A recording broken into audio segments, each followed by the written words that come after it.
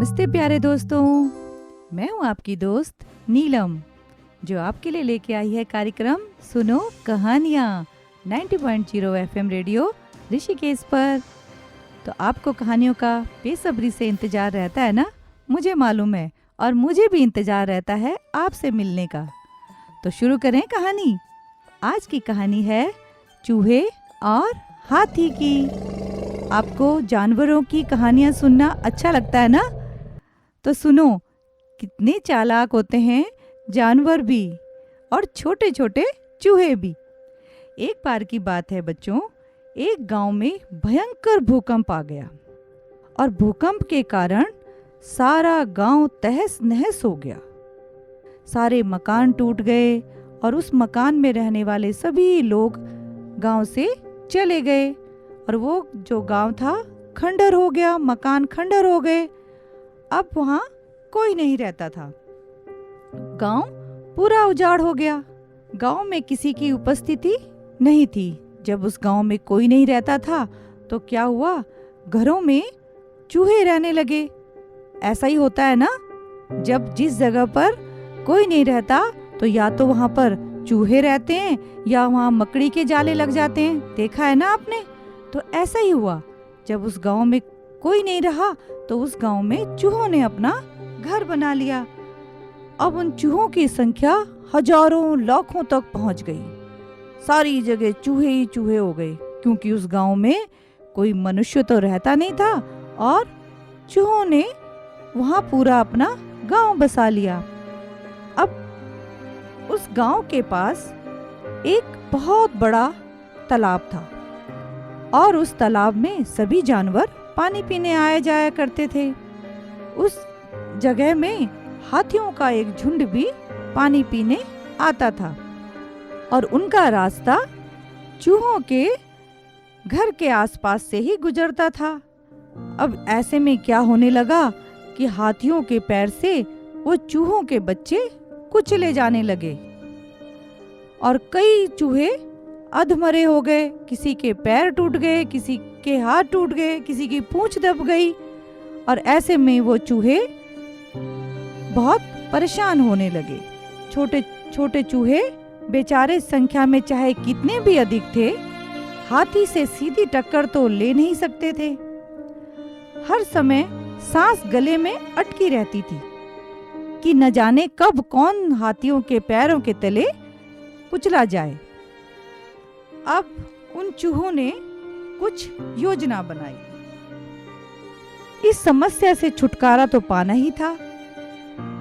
अब उन्होंने एक सभा बुलाई, और जो चूहों का जो मुखिया था उसने कहा कि चलो, हम हाथियों से लड़ तो नहीं सकते, लेकिन हम अपने बातों को उनके सामने रख सकते हैं, अपने विचार हाथियों से बांट सकते हैं, अपनी समस्या उन्हें बता सकते हैं। तो वह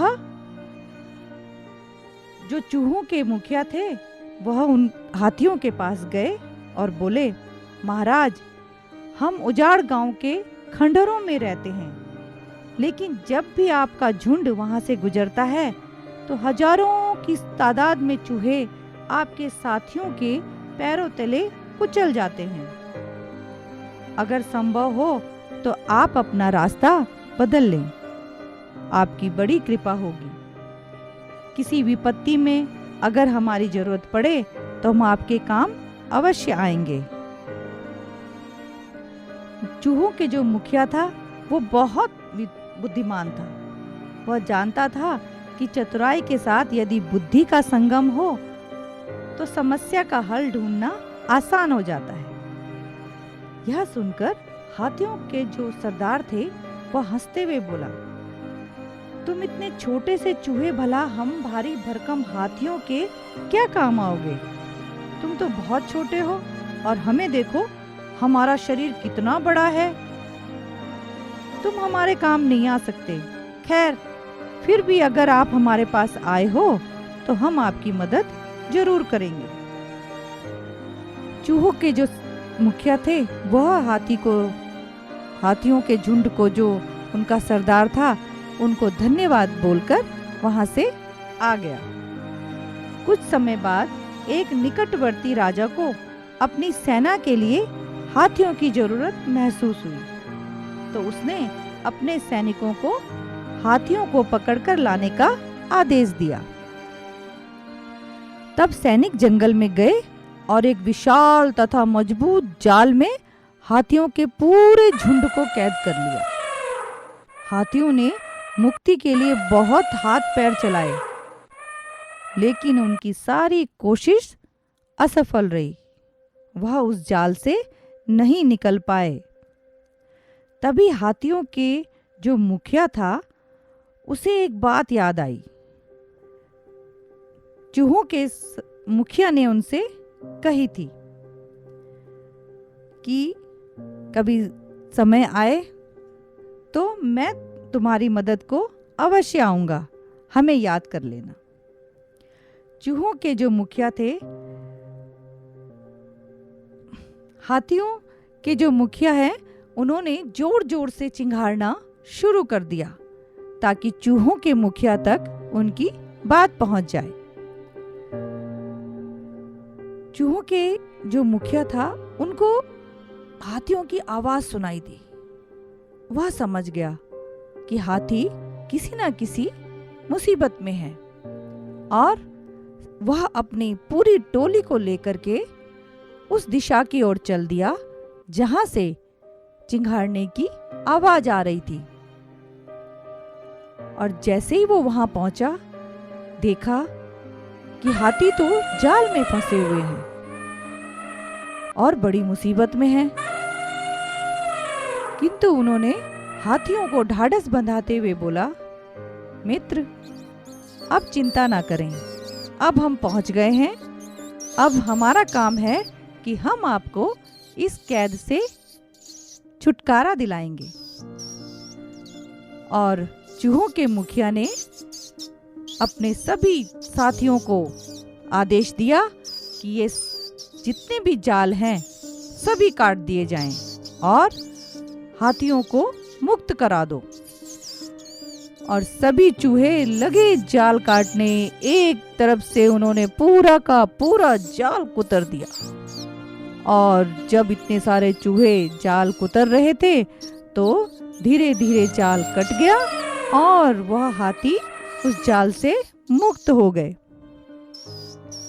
तो देखा बच्चों, चूहों ने किस तरह से विशालकाय हाथियों को भी मुसीबत से बचा लिया, जबकि हाथी तो यह सोच रहे थे कि ये छोटे से चूहे हमारे क्या काम आएंगे।